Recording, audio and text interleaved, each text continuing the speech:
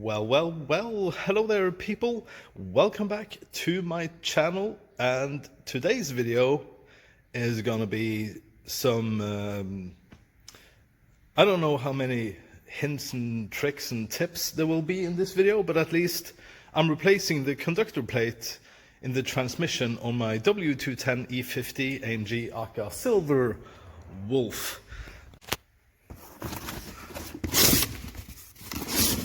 See. Oh yeah, welcome to the world of 7226 transmission.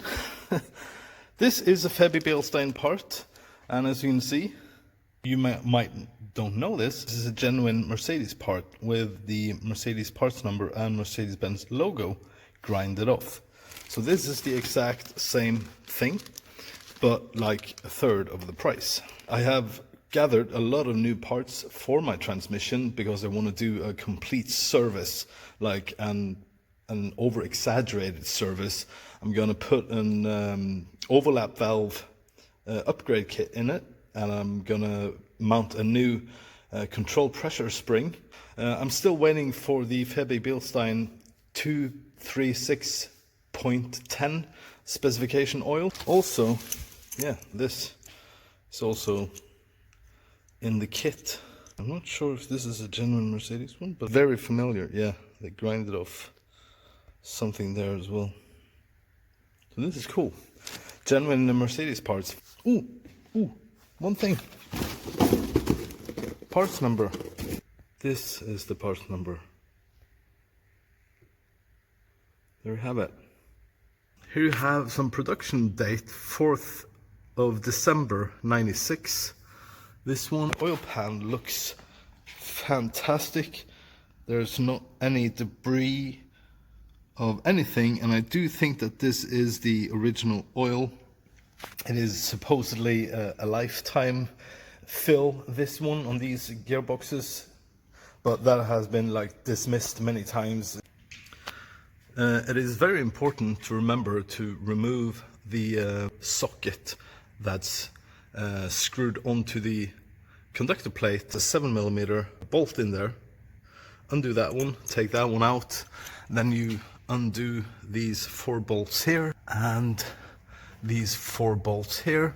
And when you put stuff back, it is really important that you remember to locate this plastic pin here with the tab, like the shifting tab in front of my finger there, goes inside there.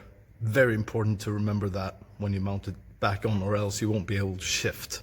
That's just a couple of tips right there. Another thing I know from before and working on these transmissions is that the center bearing on the main unit inside can break. It's made out of brass originally, and they were replaced by some needle bearings, I think, or something. How you could tell was basically if you could see any scratch marks on these 2 speed sensors, then you would have a failure. It hasn't touched or anything here. You can definitely feel some play, but it isn't like the worst. It's not brand new anymore, this transmission. I just have to leave it like this and see what happens. I mean, do I end up with a gearbox failure? Well, I hope not.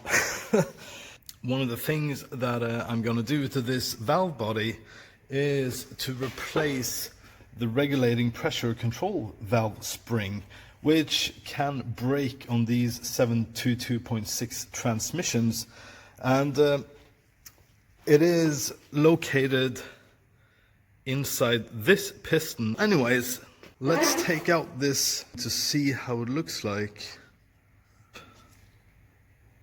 Kind of a bit of crooked.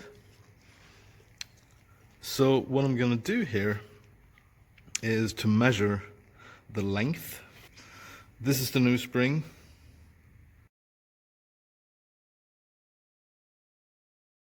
And it is actually the same. So I'm going to put the new spring in here because I think with this being kind of warped, maybe it's kind of catching at some point. So I'm gonna stick that in and just have a look at piston here. I decided to take the hydraulic unit apart to inspect it, to see how it looks like inside, and it looks pretty clean, and I'm happy to see that. I don't think I'm going to remove all the bits in the main part of this two-piece setup. This upper part is just the valves on the sides, and this shifter valve on the side here, this slides in and out. So I'm gonna clean this up, take off this plate. It's very important to keep everything clean here, because you have plastic balls and metal balls sitting inside different channels and stuff here. I don't want to mess that up, so I'm just gonna take this plate off and clean that plate and put it back on. This is as far as I want to go with this. I do not dare to take out stuff down here. I can't be bothered.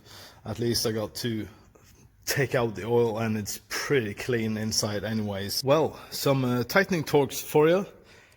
These small bolts on the side of the valve body is all 4.5 Newton meters.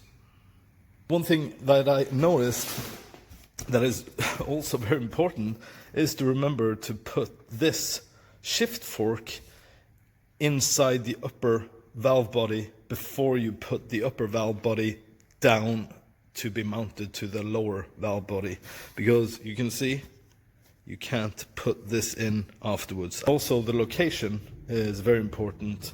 I do think you can see this one. See, there's a notch there. So this one is facing upwards like that.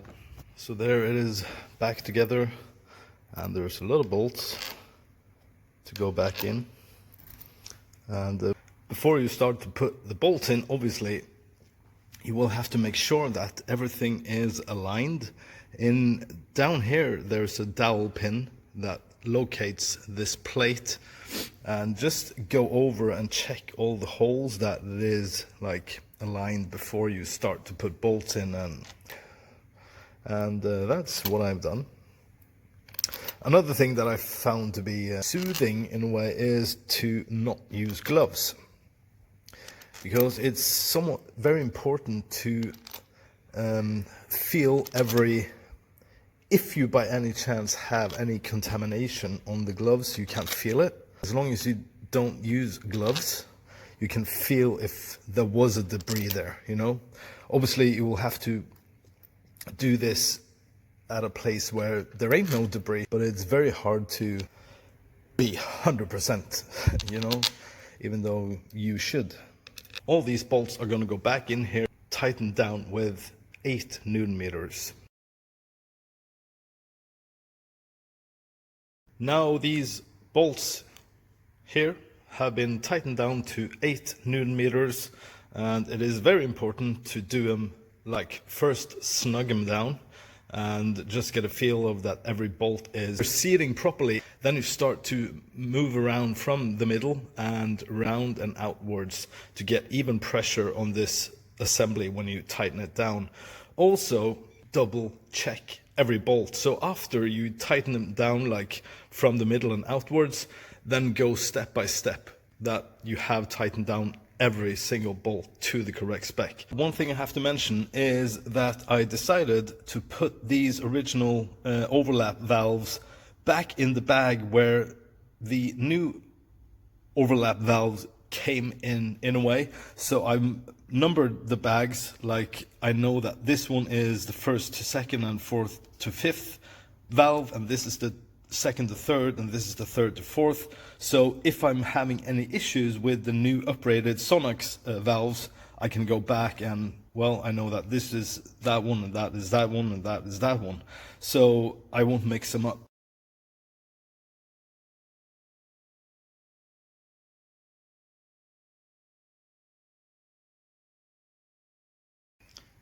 So people, the new conductor plate is going in, and there's a couple of tabs you need to locate, like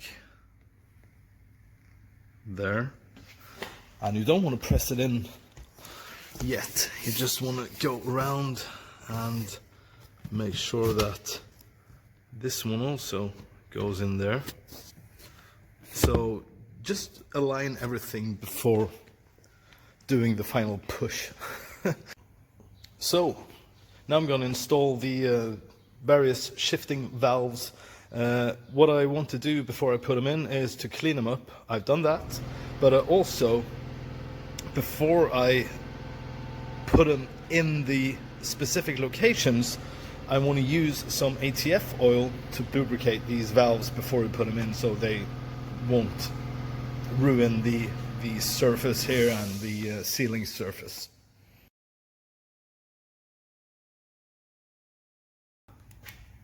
So here you can see the pin that needs to be aligned on that plastic shift fork. Remember that, because it's super important. If you don't, then your car won't shift. All the bolts holding the electric hydraulic unit is 8 Newton meters. Also, when you put in the new connector housing, it's very smart to clean up the aluminum around it so you don't push any dirt and debris inside the gear transmission. I mean, when you put in the new connector housing. So yeah, just make sure everything is clean when doing automatic transmission work. Again, some tightening torques. The bolt holding the oil pan is also 8 Newton meters. And there we are, people. The car is running, oil is filled. I was supposed to do a flush, but my adapters to hooking up my flushing hose was not the same, so I'm just doing the cheap version, like filling up the oil, running it, draining off, filling it up, draining off, so I get to swap out most of the oil. It doesn't matter if there's some old oil in there. I can always do a flush later, but the most important thing is to get some oil through the system and get it like cleaner. So for now it seems good. Welcome back to this last portion of this video where I took you along for the replacement of the conductor plate and some various parts in the transmission of my W210 E50 AMG. And I forgot to finish off the conclusion or the ending credits or whatever I'm gonna say. But it's when filling up these transmission with oil, it's super important that you get to fill it up to the correct level. And to do that, you will have to use a diagnostic tool. You will need to read the inside temperature of the oil inside the gearbox, which should either be measured at 25 degrees Celsius or 80 degrees Celsius.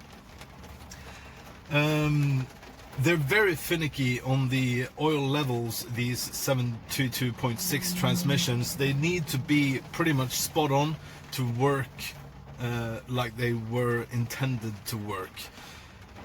I haven't actually done that, or yeah, I have. I borrowed a diagnostic tool because I don't have a Star diagnostic Mercedes-Benz diagnostic tool at work, so I borrowed one. So it was very rushed. I just got to like swiftly check the levels, and it is within spec in a way. So now I have test driven the car and it works fantastic. I also reset the adaptation values, which is a good thing to do when you've done more extensive work on the transmission. And how you do that is put on the ignition, step 2, you press the throttle pedal to the floor for at least 10 seconds and you activate the kickdown switch. You leave it like that for, like I said, at least 10 seconds. I think I did it like 30 seconds. And then, while throttle pedal is still pressed to the floor, you turn off the ignition, then you release the throttle pedal and you wait for a couple of minutes, and that resets the adaptation values. So when you then start to drive, the car adapts to your driving style. So I think that was about it. Yeah, I think I covered it all. Obviously you will have to check for leaks after you've done work like this. So yeah, I think I'll leave it there. If you do have any questions, put them down below in the comment section and I will be happy to get back to you there. Thank you very much for watching. I hope you enjoyed it and see you guys later. Bye bye bye.